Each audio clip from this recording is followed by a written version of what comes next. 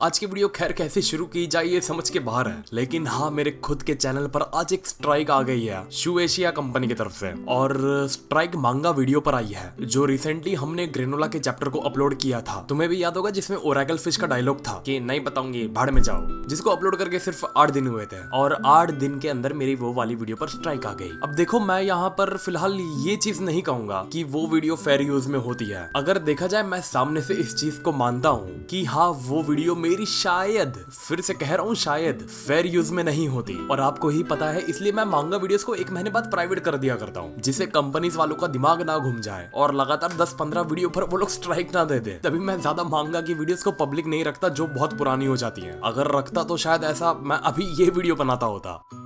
खत्म, bye bye, tata, good bye, गया। जानता हूँ ऐसे वक्त पे मजाक नहीं करना चाहिए, सही नहीं है मजाक, लेकिन चीज ये भी है कि आप ऐसे वक्त में ज्यादा पैनिक भी मत करो, खुद को शांत रखो तो ज्यादा बेटर होगा। और देखो मैं शायद आज सामने से आप लोग को एक बहुत बड़ी बात कहूंगा। एक क्रिएटर के तौर पर अगर कल का आने वाले वक्त में कभी मेरा चैनल टर्मिनेट भी हो जाता है कॉपीराइट स्ट्राइक की वजह से या किसी और रीजन से, तो मैं कभी अपने होप्स नहीं हारूंगा। और मैं ऑलरेडी इस चीज के लिए खुद को प्रिपेयर रखा हुआ हूँ कि फरहान अगर तेरा चैनल डिलीट हो जाता है फ्यूचर में तो रेडी रहना, क्योंकि कोई भरोसा नहीं है कि कब कंपनीज वालों का सर घूम जाए। और ये लोग ये तय कर बैठे यार अब तो हम लोगों को एनिमे का एक भी कैरेक्टर मांगा पेजेस और फैन आर्ट यूज नहीं करने देंगे, जहां कुछ ऐसा होता दिखेगा सीधा उड़ा देंगे। और ऑलरेडी ऐसा हो चुका है कितनों के साथ। कितने ऐसे भी यूट्यूबर्स हैं जिनका चैनल इसी वजह से टर्मिनेट हो चुका, जिन्होंने सिर्फ या तो एनिमे का रिव्यू किया था, या तो सिर्फ उसका फैन आर्ट यूज किया था, और या तो सिर्फ उसका गिफ यूज किया था उन्होंने। सोचो सिर्फ एक फैन आर्ट यूज करने पर तुम्हारा पूरा चैनल उड़ा दिया जाता है, जबकि एक नियम होता है कि फैन आर्ट को तुम नहीं हटा सकते किसी की भी। ये एथिकली आर्टिस्ट लोग में काफी गलत माना जाता है, लेकिन कंपनीज अपनी पावर का पूरा मिसयूज करती हैं। ये लोग काफी इनसिक्योर होती हैं कि यार ये लोग हमारा बिजनेस ना हड़प लें। भाई हम सिर्फ रिव्यू करते हैं। अगर कंपनीज कंपनी के हिसाब से नहीं, अगर इंसान का दिमाग लगा के थोड़ा सा सोचेगी कि हम उनका मटेरियल क्यों यूज कर रहे हैं, तब उन्हें समझ में आएगा कि हम उनके काम को ही प्रमोट कर रहे हैं। अगर मैं ड्रैगन बॉल पर वीडियोस बना रहा हूँ तो मुझे इसके लिए ड्रैगन बॉल वाले पे नहीं कर रहे। मैंने खुद ने मेहनत से उस ऑडियंस को पहले बिल्ड किया,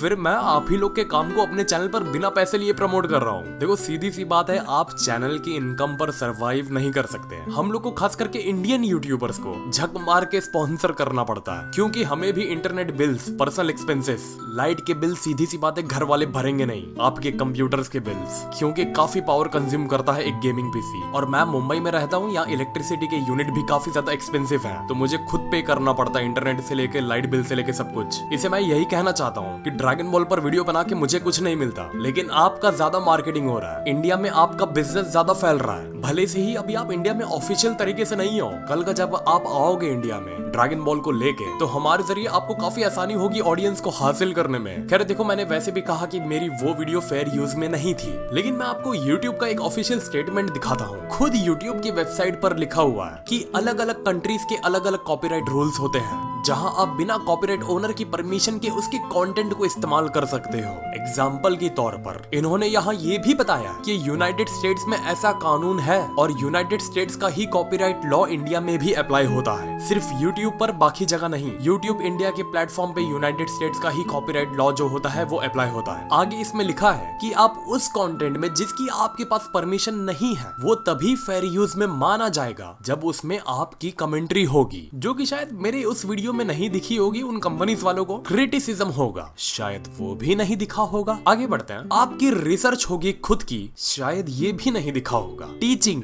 न्यूज और रिपोर्टिंग होगी, शायद ये भी नहीं दिखा होगा। और अगर देखा जाए जितनी भी चीज जो लिखी हुई है इसमें 90% ये चीज मेरे उस वीडियो में थी, चाहे वो न्यूज हो गई, कमेंट्री हो गई, एक तरह टीचिंग भी कह सकते हो, और रिपोर्टिंग भी हो गई वो, क्योंकि हर 20 तारीख को मैं आपको नई मांगा को रिपोर्ट करता था। तो मैंने मेरा हिस्सा जो था सिर्फ वो निभाने की कोशिश किया मैंने। लेकिन आगे इसमें ये भी लिखा है कि कुछ कंट्रीज का फेयर यूज देखने और उससे समझने का तरीका अलग भी हो सकता है। तो यहाँ यूट्यूब ये भी कह देता है, देखो यूएस लॉ के हिसाब से हमने अलाउड तो कर दिया है, लेकिन अब दूसरी कंट्रीज अगर चाहे तभी भी वो स्ट्राइक दे सकती है, अगर वो कॉपीराइट पॉलिसी को हमारे तरह नहीं देखती और समझती तो। मतलब ये क्या हुआ, यहाँ यूट्यूब मेरी पर्सनल राय में खुद कहूंगा, या वो खुद कंफ्यूज है आखिर वो बोलना क्या चाहता है। और यहाँ मैं ये कहूंगा यार तुम्हारा प्लेटफॉर्म है, प्लेटफॉर्म तो आखिरकार तुम्हारा है ना, अगर वो स्ट्राइक भेजते भी हैं, उनकी अपील को यार रिजेक्ट कर दो ना सीधा, कि हम जानते हैं कि उसमें पेजेस आपके थे, लेकिन उस वीडियो में उस शख्स की एडिटिंग, न्यूज, कमेंट्री, क्रिटिसिज्म और क्रिएटिविटी भी उस शख्स की थी। तो इस मामले में हम इस चीज को ड्रॉ करते हैं कि आपका भी हिस्सा था और उसका भी हिस्सा था। तो वीडियो चाहिए तो हटा दो, लेकिन सीधा स्ट्राइक भेज देना, पूरी तरीके से उस वीडियो को हटा देना। क्रिएटर की मेहनत को बर्बाद करना, उनका टाइम बर्बाद करना, और आपका कंटेंट भी बर्बाद हो जाता है। ऊपर से जो स्ट्राइक का जो डर सताता है वो अलग। देखो, मैं अपना साइड ही नहीं कहूंगा, मैं कहता हूँ हाँ मैं गलत था,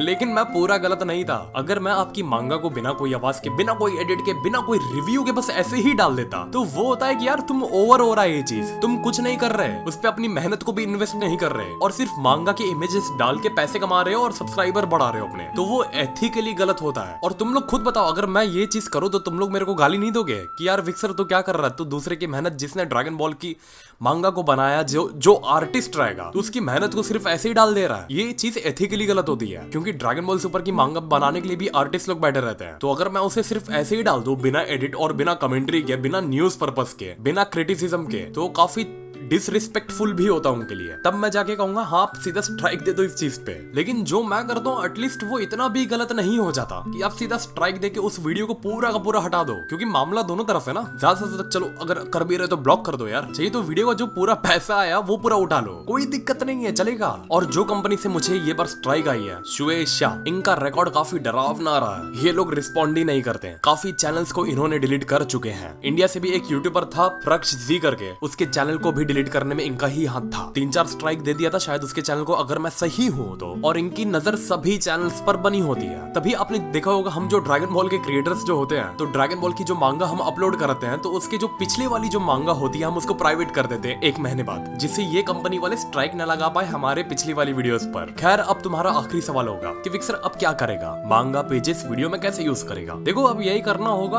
2 महीने तक बिना पेजेस यूज किए मुझे कहानी को नरेट करना होगा। और आप लोग भी माफ कर देना यार, सिर्फ नरेशन से गुस्सा मत हो जाना कि यार पेजेस भी दिखा, स्क्रीन में भी कुछ दिखा। स्क्रीन में दिखाऊंगा, सोचा हूँ, टेंशन मत लो। फैन आर्ट वगैरह दिखा दूंगा या थोड़ा ऐसा विजुअल दिखा दूंगा कि आप लोग को बस एहसास हो जाए कि हाँ मैं क्या बताना चाहता हूँ और आपके सामने क्या चल रहा है। और कोशिश करूंगा ऐसे तरीके से नरेट करूं जिससे आप लोग उस सीन को अच्छे तरीके से इमेजिन कर पाओ। और जब स्ट्राइक निकल जाएगी तो हम कुछ नया फिगर आउट करेंगे कि कैसे कैसे करके हम मांगा की इमेजेस को यूज कर सकते हैं और उसे नरेट कर सकते हैं, जिससे हम स्ट्राइक से बचे रहें। और मैं सोच रहा था मैं कोशिश ये भी करूं कि कुछ दिन बाद फैन मांगा को नरेट करना चालू कर दूं। आपको पता होगा ताइमा की मांगा है जिसमें एक सेयन गॉड ऑफ डिस्ट्रक्शन बन जाता है, और मेरनो की मांगा है जिसमें एक इविल एंजल होता है और वो सेयंस के खिलाफ शायद बगावत कर देता है। तो अगर आप चाहते हो कि वो सब मांगा को मैं अपने चैनल पर लेके आऊं और अपने हिसाब से नरेट करूं, तो लेट मी नो। और मैं जानता हूं बहुत से यूट्यूबर्स ने इस मांगा को रिव्यू कर चुके हैं पहले से ही, लेकिन मुझे ये भी पता है आप लोग मेरे को इसलिए सुनते हो क्योंकि शायद आप लोग को लगता है कि मेरे बताने का अंदाज अलग है। और बहुत से लोग ऐसे भी है जो ये मांगास को अभी तक नहीं पढ़े हैं, और फैन मांगा पर फिलहाल स्ट्राइक नहीं आती। इससे ये भी होगा कि ग्रेनोला के अलावा भी हम किसी दूसरे टॉपिक को कवर कर सकेंगे और आप लोग को भी कुछ नया मिल जाएगा। और मेरे चैनल पर भी वो डर नहीं होगा कि यार कंपनी वाले स्ट्राइक ना दे दे ये मांगा पर। तो हाँ यार, क्या ही कहूँ मैं, ये मेरे लिए आज की वीडियो बनाने का कोई टॉपिक नहीं था, मैं कुछ अच्छा सोच के रखा था। और खैर, सपोर्ट वगैरह आप लोग का तो रहता ही है, बस आप लोग दुआ करो स्ट्राइक निकल जाए। और सिर्फ एक स्ट्राइक है, पैनिक होने की कोई बात नहीं,